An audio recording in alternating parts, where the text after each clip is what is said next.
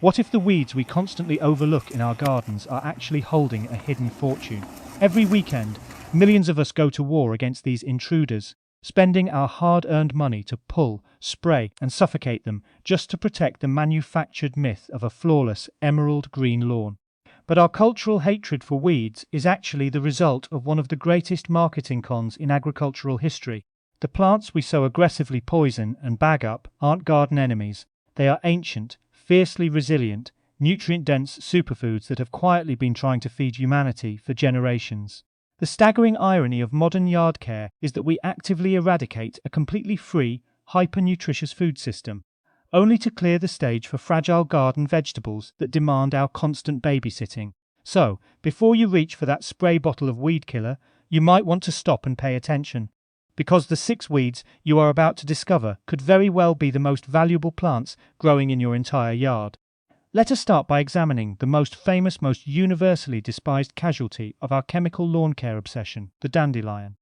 Today, we have been conditioned to view its bright yellows, sun-like face and delicate feathery seed puffballs as the ultimate sign of a neglected yard, a persistent nuisance to be eradicated on sight before it can spread to the neighbours' pristine lawns. But for countless centuries, this remarkable plant was so highly prized that European settlers deliberately gathered its seeds, loaded them onto their ships, and carried them safely across the treacherous Atlantic Ocean to ensure they could be established in the rich soils of the new America. They didn't bring the dandelion as a whimsical garden ornament or an accidental stowaway. They brought it intentionally as a vital, non-negotiable survival crop. When you compare a simple wild dandelion to a heavily marketed modern superfood like kale or domestic spinach, the so-called weed wins hands down every single time. A mere handful of raw dandelion greens, which you can easily gather from your own untreated yard, delivers a staggering nutritional payload. Just 100 grams contains well over 500% of your daily recommended requirement of vitamin K, alongside vastly more beta-carotene than you would find in a carrot, and significantly more calcium per calorie than you would get from drinking a glass of whole milk. Furthermore, the dandelion asks absolutely nothing of you as a gardener. It does not require perfectly balanced, store-bought organic potting soil or carefully calibrated drip irrigation systems. Instead, it forcefully drives a thick, stubborn taproot up to 18 inches deep into the most compacted, terrible dirt it can find, effectively breaking up the hardpan soil and pulling up vital, forgotten trace minerals from deep underground. Every single biological component of this plant is entirely edible and historically useful, from the tender young spring greens that elevate any fresh salad, to the cheerful blossoms that can be fermented into wine, all the way down to those deep roots that have been historically roasted to a dark, fragrant brown and ground into a rich, robust coffee substitute. We are quite literally spraying expensive, carcinogenic herbicides onto an incredible medicinal plant that upscale health food retailers are currently drying, packaging, and selling in elegant paper bags for premium prices. Moving away from the grass and looking down at the dry, inhospitable cracks in your concrete driveway, or the sun-baked, neglected edges of your vegetable garden, you have likely encountered another rugged, sun-loving opportunist known as Purslane. It is instantly recognizable by its thick, fleshy, succulent-like reddish stems that spread out low and wide, looking much like a leafy green starfish pressed against the hot summer dirt. While your carefully coddled heirloom tomatoes and delicate leafy domestic lettuces are inevitably wilting, drooping, and crying out for water in the scorching, unforgiving heat of late August, Purslane is absolutely thriving. This particular plant utilizes a highly advanced, highly efficient form of carbon-capturing C4 photosynthesis that allows it to flourish effortlessly in brutal heat and severe drought conditions that would completely obliterate conventional, store-bought agriculture. But what makes Purslane a truly miraculous backyard find is not just its heat tolerance, but the astonishing nutritional profile it holds inside those plump, water-rich, teardrop-shaped leaves. Purslane stands entirely alone as the only land plant that reliably and substantially provides humans with massive amounts of omega-3 fatty acids. At this exact moment, millions of health-conscious people are spending $20 to $30 every single month to swallow highly processed, ocean-derived fish oil capsules in order to protect their joint mobility, enhance their heart health, and support their cognitive brain function. Meanwhile, this humble weed growing in your driveway gravel naturally offers 3 to 400 milligrams of crucial alpha-linolenic acid in a single, crisp, slightly lemony serving.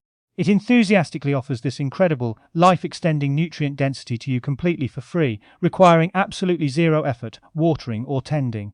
You simply have to change your perspective, stop viewing it as an invader, and bring it into your kitchen instead of throwing it into the compost bin. Hiding right there in plain sight among your raised beds and tilled vegetable plots is yet another unassuming agricultural giant, lamb's quarters. With its distinctively diamond-shaped, pale blue-green leaves dusted with a faint, chalky white coating underneath. It often fools novice gardeners who mistake it for a wilder, slightly rougher version of standard garden spinach. You can absolutely harvest it and cook it exactly like spinach, sautéing it gently in a bit of olive oil or butter until it wilts down into a rich, earthy, deeply savoury side dish. But treating lamb's quarters as a mere spinach substitute almost does a disservice to its legendary botanical legacy. Long before the arrival of European agricultural practices, Native American tribes across the continent intentionally managed, cultivated and harvested lamb's quarters as a foundational cornerstone of their food supply. If you leave the plant alone and allow it to fully mature in the late summer, it produces massive, towering clusters of tiny, nutrient-dense black seeds. These seeds are a direct botanical cousin to quinoa, a fashionable ancient grain that modern health food consumers currently purchase for high prices, often imported globally at a massive environmental cost. But it isn't just the seed harvest that holds such immense dietary power. The raw, dusty leaves of lamb's quarters contain a shocking 4.22 grams of high-quality protein per 100 grams, dramatically outperforming pampered domestic spinach. Furthermore, these leaves are absolutely packed with massive payloads of vital dietary iron, calcium, riboflavin, and essential vitamins A and C. We see modern gardeners spending hours out in the hot sun agonizing over slug damage, battling premature bolting, testing soil pH levels, and applying fertilizers just to coax a meager, disappointing harvest out of fragile commercial spinach seeds. All the while, a genetically superior, hyper-resilient, fiercely independent alternative is happily growing, completely unassisted just 3 feet away, waiting to be noticed. If you wander away from the sun-drenched, well-tilled garden beds and peer closely into the darker, cooler, traditionally neglected shadows of your yard, perhaps beneath the wide canopy of a dense oak tree, or along a perpetually damp, shaded, north-facing fence line where grass and standard vegetables refuse to take root, you are very likely to find wood sorrel. The vast majority of homeowners glance far too quickly at its delicate light green heart-shaped leaves arranged in clusters of 3, along with its tiny, fragile yellow or white flowers, and incorrectly assume it is simply another patch of common clover. Because of this mistaken identity, they walk right past one of the most vibrant, intense culinary secrets of the wild plant kingdom.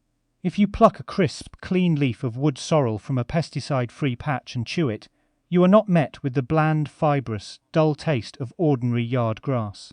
Instead, your palate is instantly hit with a remarkably bright, sharp, incredibly zesty explosion of tart citrus flavor. That shockingly vibrant, mouth-watering tang comes directly from naturally occurring oxalic acid, which is the exact same complex chemical compound that gives garden rhubarb its famous culinary bite. More importantly, from a survival and wellness standpoint, that unmistakable sour flavor is a blazing biological neon sign, pointing directly to the plant's incredibly high vitamin C content.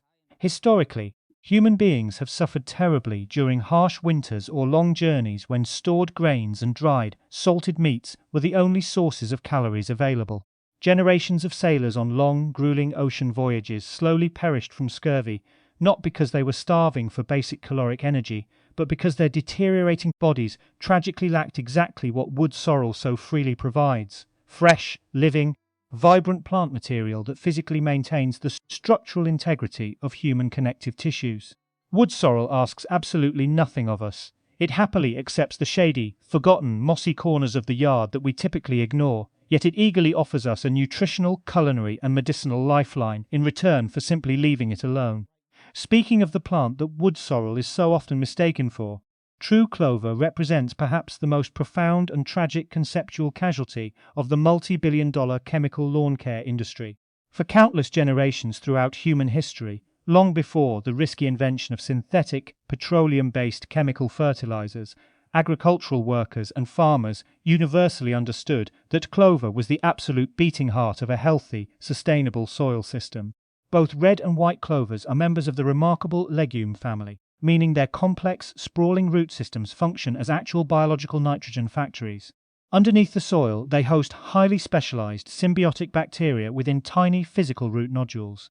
These bacteria perform an act of near magic. They draw gaseous nitrogen directly out of the surrounding atmosphere and fix it permanently into the dirt, transforming it into a bioavailable form that other plants desperately need to grow. Clover is by design the Earth's completely self-contained, perpetual, free fertilizer mechanism. Once upon a time, every intelligent homesteader and steward of the land deliberately broadcast clover seeds across their pastures to organically heal, restore, and replenish their exhausted, overworked fields. But halfway through the 20th century, when massive agricultural and chemical corporations suddenly possessed vast stockpiles of synthetic nitrogen and needed to invent a civilian market for it, they heavily targeted the American homeowner.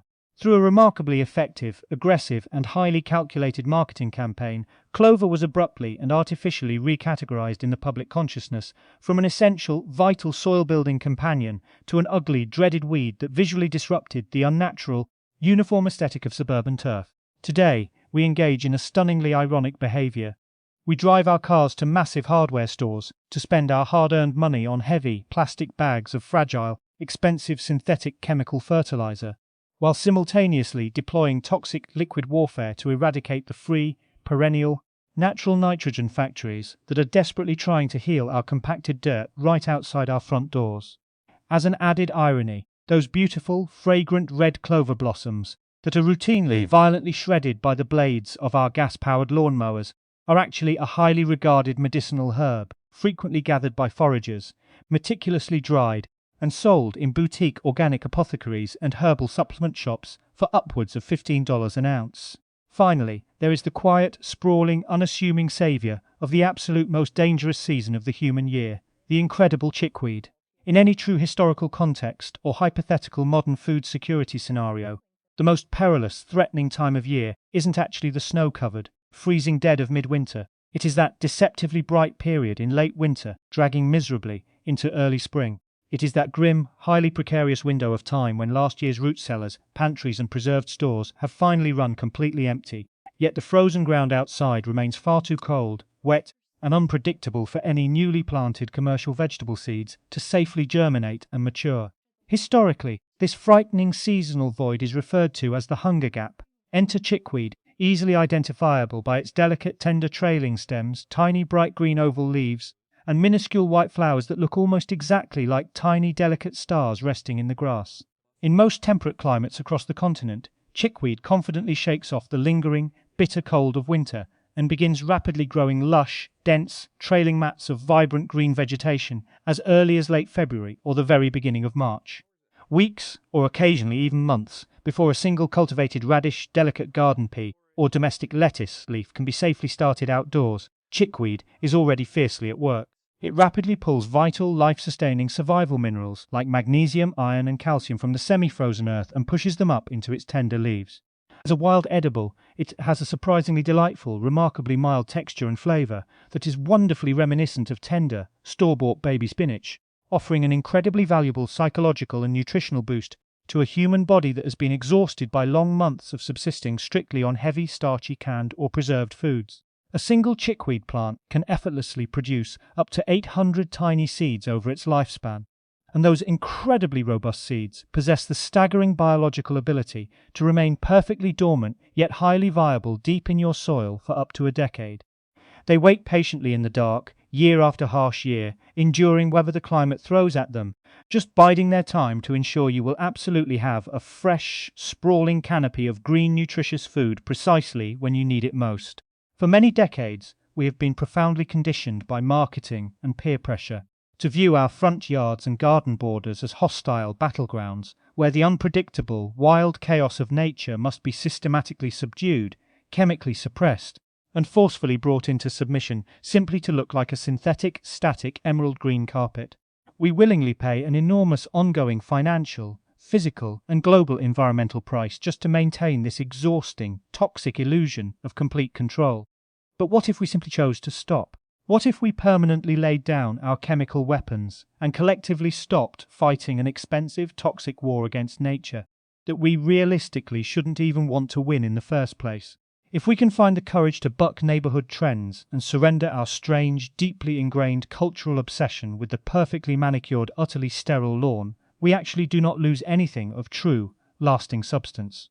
Instead, we instantaneously inherit a totally free, completely self-planting, autonomously fertilizing, drought-resistant pharmacy and fresh organic grocery store directly outside our kitchen window.